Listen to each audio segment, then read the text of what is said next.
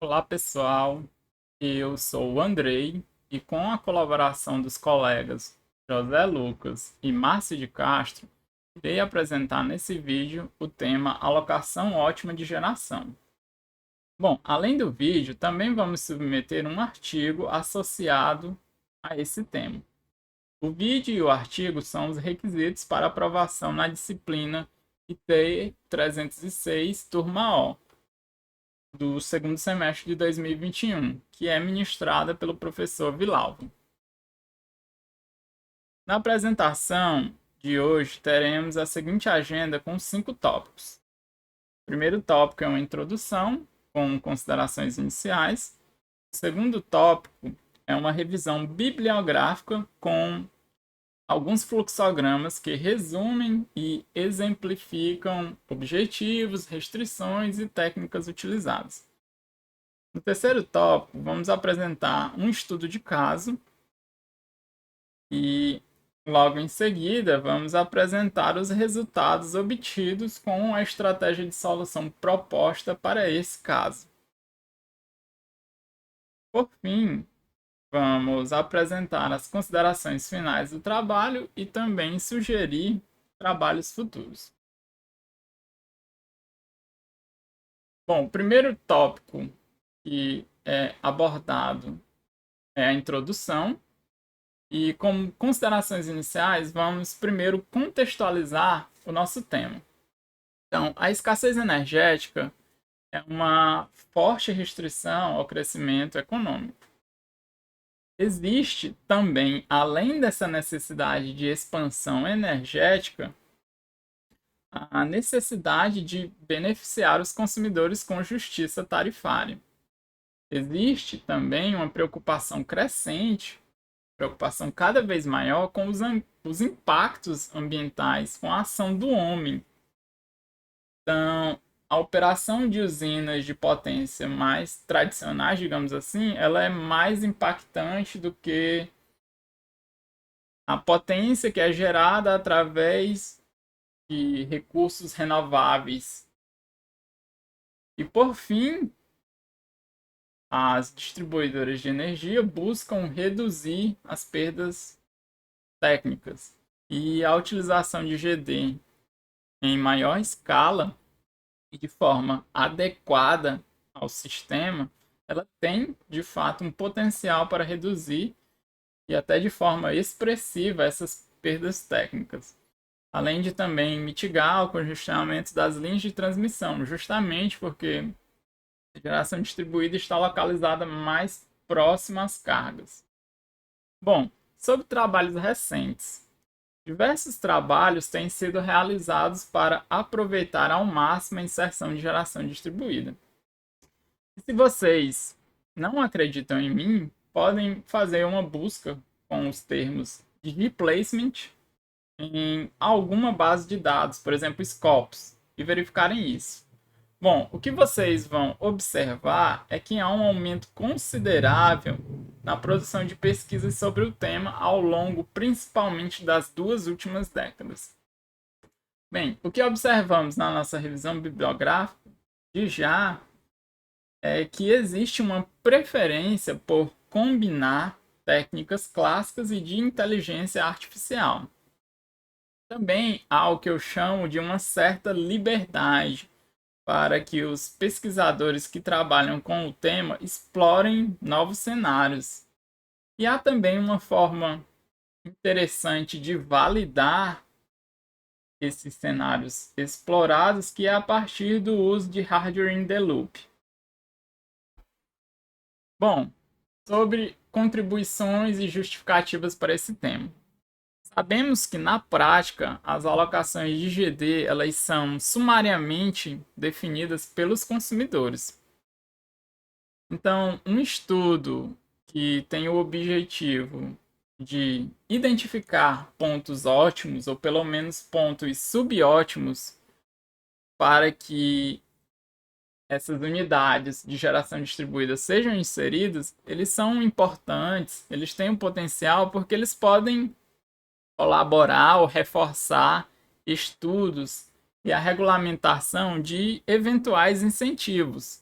Incentivos esses que vão beneficiar os clientes que instalem GD em locais que são ótimos ou, pelo menos bons para a operação da rede, para a operação do sistema em si. Bom, trabalhos de alocação ótima de GD também podem otimizar não só objetivos técnicos, eles podem otimizar objetivos de natureza econômica, objetivos de natureza ambiental, ou seja, podemos beneficiar públicos diferentes. Além disso, um dos requisitos das microredes é o aproveitamento ou um melhor aproveitamento dos recursos distribuídos disponíveis. Bom, nesse slide, nos próximos, nessa parte de revisão bibliográfica, esse tópico de revisão bibliográfica, vocês vão observar alguns fluxogramas que tentam sintetizar o que a gente identificou nas nossas pesquisas. Então, vamos começar com os objetivos que são considerados para a alocação ótima. Bom, eles são categorizados em objetivos técnicos, objetivos econômicos, multiobjetivo.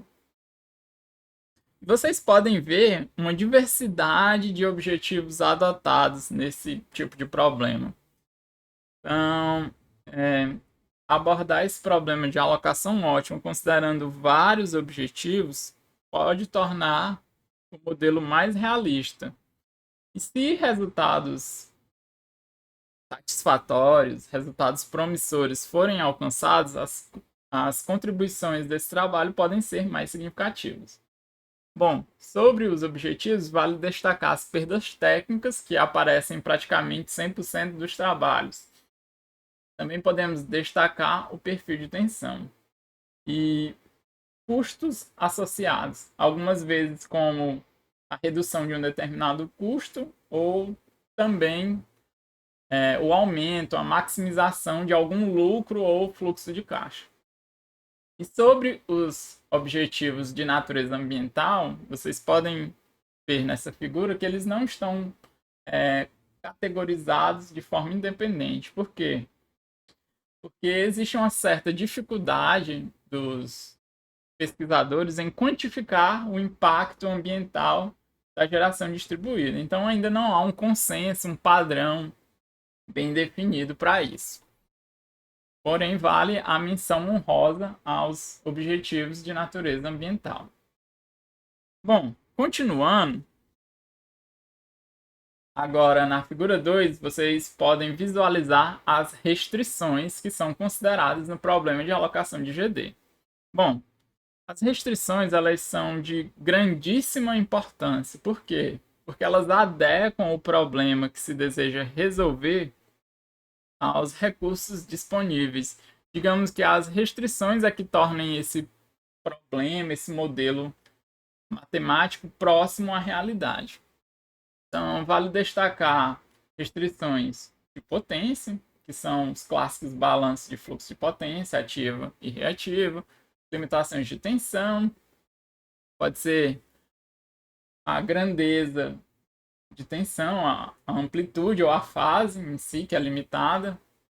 Há limitações similares com corrente também. Limitações de projeto da GD, o número de unidades instaladas, o tamanho da GD, o nível de penetração, o impacto que a GD vai ter no sistema.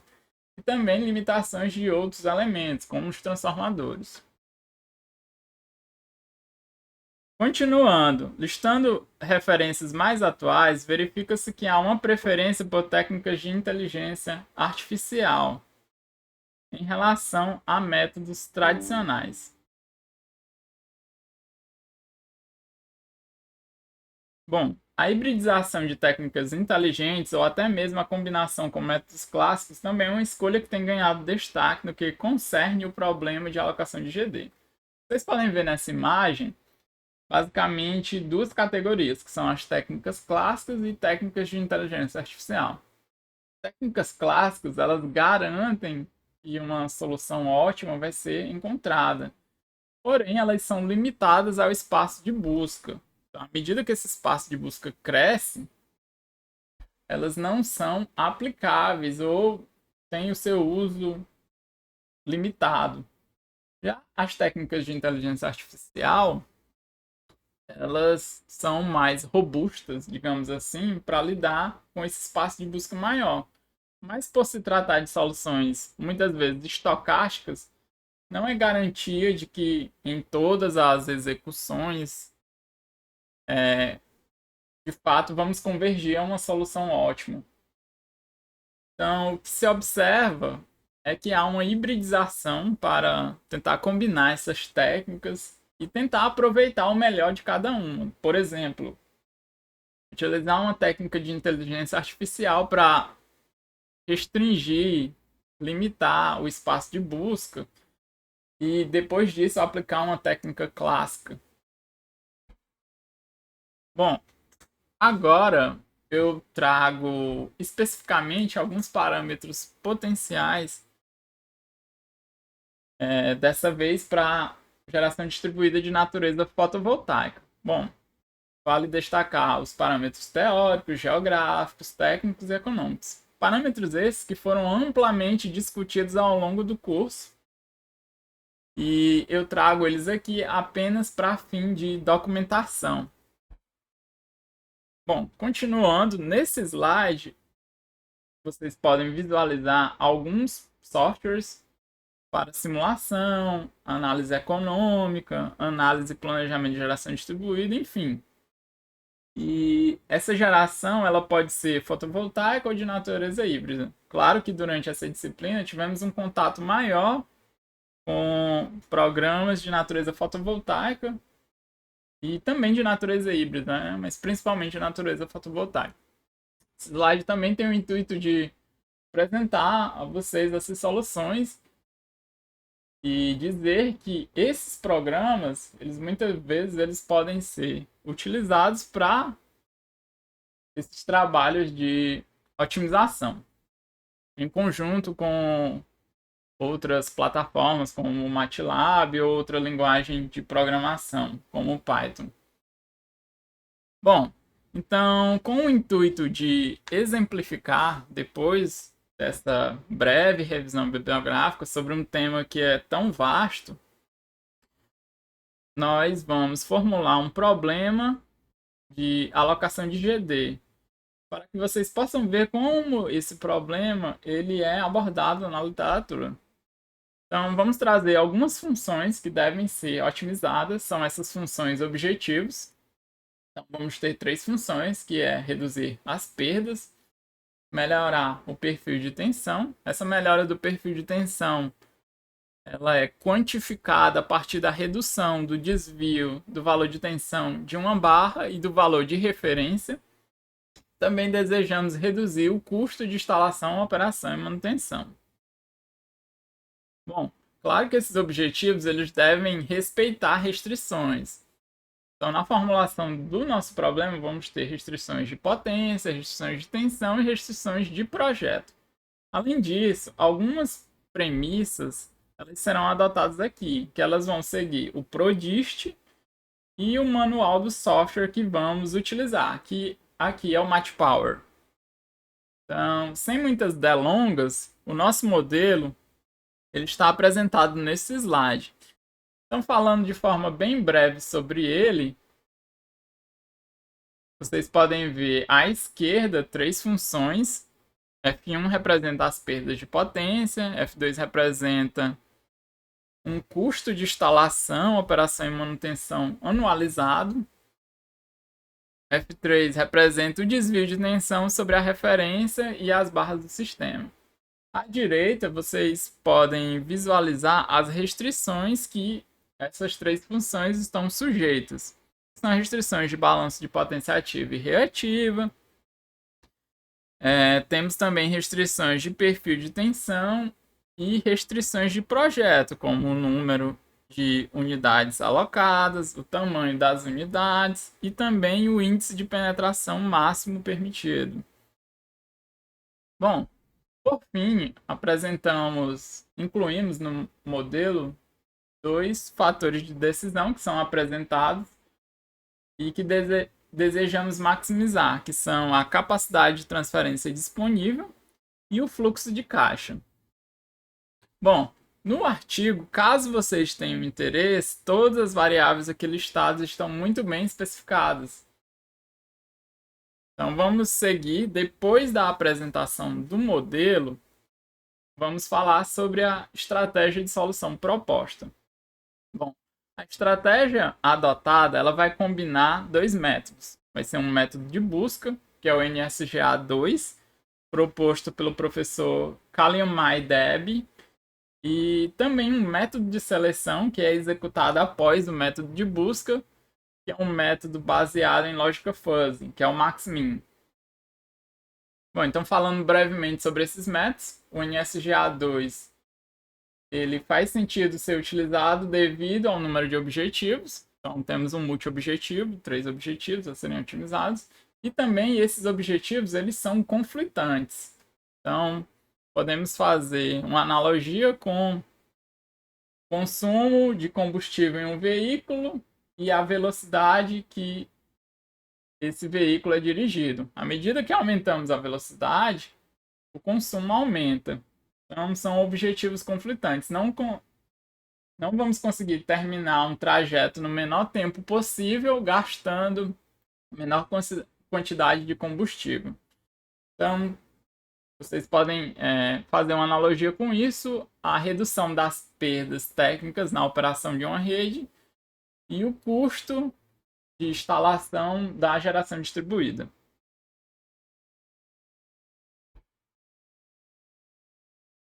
Bom, essas técnicas elas serão aplicadas ao modelo e para validar isso, teremos esses dois sistemas, que são os sistemas de 33 e 69 barras do I3E, são sistemas clássicos de distribuição. Bom, sobre essas faixas que vocês observam em cores diferentes, na cor vermelha, na cor verde e na cor azul, elas representam um perfil de consumo. Então, a gente inseriu também esse fator de perfil de consumo ao nosso modelo. Então, barras na cor verde, né, essa faixa de barras na cor verde, elas representam um perfil de consumo residencial.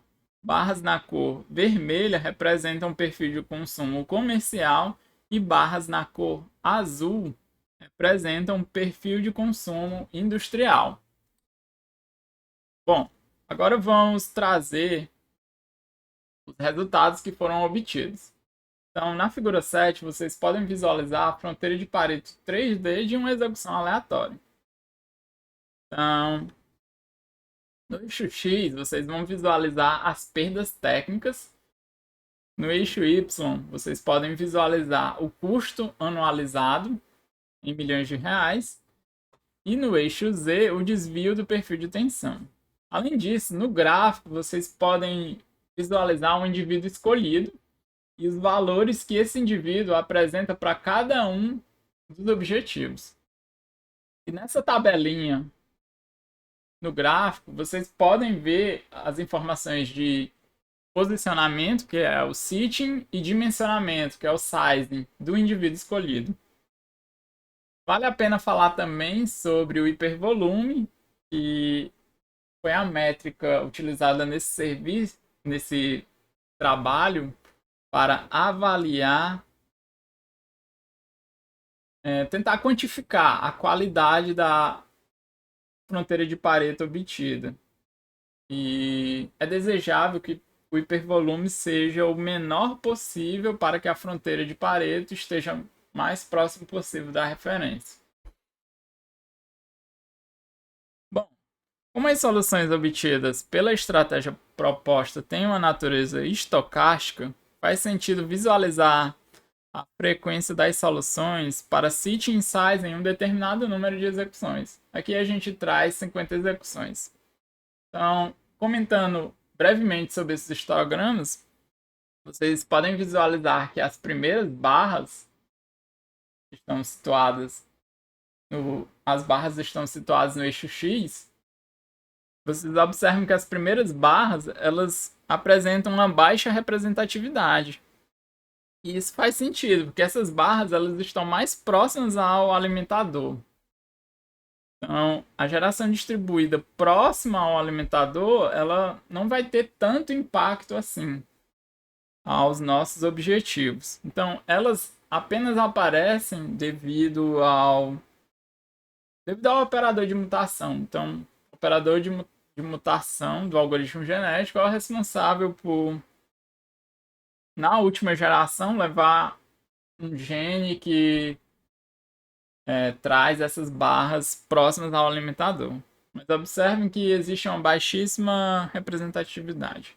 Bom, sobre o sistema de 69 barras, de forma mais específica, podemos falar sobre a barra 61, que ela apareceu em 100% de presença nas execuções. Então, essa barra ela sempre estava listada na última geração de uma execução. E tentando justificar por que isso ocorre, basicamente encontramos dois motivos. O primeiro motivo, provavelmente o mais óbvio, é que essa barra é a barra com a maior carga instalada no sistema. Então, como a geração distribuída aqui foi modelada como uma carga negativa, a instalação de GD nessa barra realiza uma certa compensação para a expressiva carga instalada nessa barra. Além disso, essa barra ela também foi tipificada como industrial, que é um perfil que apresenta menor oscilação de consumo em relação ao perfil residencial e o perfil comercial. Bom, continuando com os histogramas, apresentamos o histograma de sitting, né, da posição. Agora vamos apresentar histogramas de sizing. O que observamos é que unidades de GD maiores que 1,5 megawatts tiveram uma pequena representatividade. De fato, o padrão observado foi uma alocação de forma pulverizada com valores entre 0 e até 1 megawatt no máximo, abrangendo a maior parte das soluções. Bom, continuando com os resultados, agora vamos falar sobre os perfis de tensão em cenários pré-alocação e pós-alocação. Então, vocês podem ver na figura 10 os perfis de tensão em patamares de carga leve, média e pesada. Observem que algumas barras elas não obedecem os níveis de tensão regulamentados. E esses níveis de tensão, eles são indicados por essas linhas horizontais nos gráficos. Então, 1.05 PU é o limite para sobretensão e 0.93 PU é o limite para subtensão. Então, observem que esses sistemas em determinados níveis de carga, eles não respeitam a regulamentação. Porém, com a alocação de GD, e vocês podem visualizar isso na figura 11, os sistemas de 33 e 69 barras, observem que já há um respeito dos níveis de tensão regulamentados pelo PRODIST. Bom, agora vamos falar sobre a performance do algoritmo. Então eu trago nesse slide, no slide seguinte, curvas de convergência do algoritmo genético. Então, com isso, vocês podem ter uma ideia, uma noção da medida que as gerações vão acontecendo nesse algoritmo, quão bem ele converge para a solução. Então, temos três curvas para cada um dos objetivos, e nessas curvas eu trago os valores mínimos, médio e de mediano, até a centésima geração. Então, percebam que, embora a gente tenha definido um valor fixo para gerações,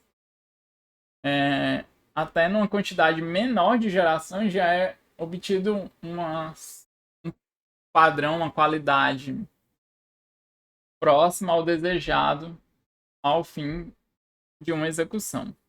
Então, aqui também temos o sistema de 69 barras, onde considerações análogas podem ser feitas. Curvas de convergência que trazem mínimo, valor médio e mediana para cada um dos objetivos. Bom, e agora vamos comparar. Embora seja até difícil comparar, isto é, em condições iguais.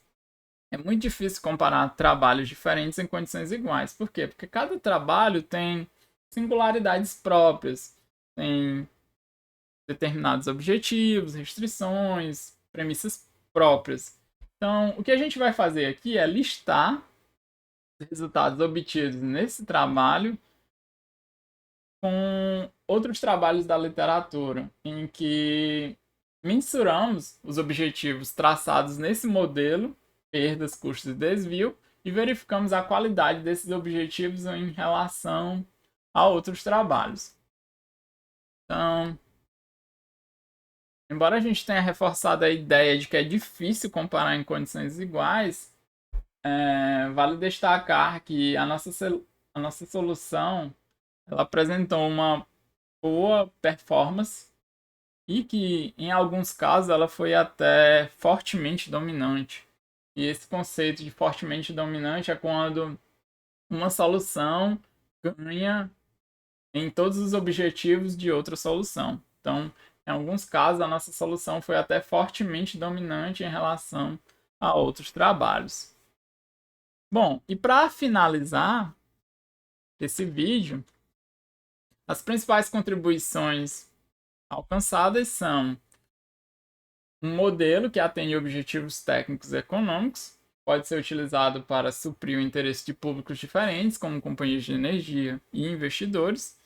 A inclusão na modelagem de fatores ainda pouco explorados na literatura, como patamar de carga e perfil de consumo, e também a estratégia de solução proposta. É válido destacar a combinação do NSGA2 com a composição Max-Min, onde alcançamos escolhas com qualidade satisfatória em todos os sistemas analisados. Bom, sobre trabalhos futuros, existem várias lacunas a serem preenchidas, desde a melhora do modelo a testar e validar os algoritmos e estratégias aplicadas, usufruindo do conceito de hardware in the loop para modelar uma microrrede.